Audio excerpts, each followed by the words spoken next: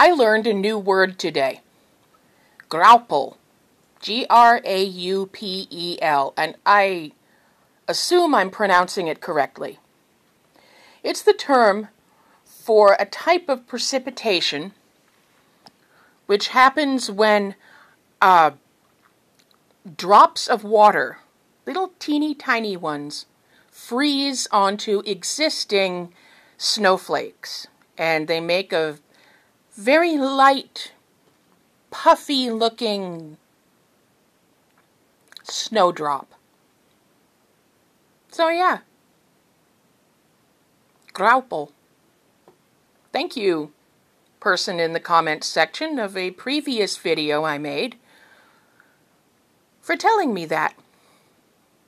And it's a lot of fun to say, especially if you can roll your R's. Graupel.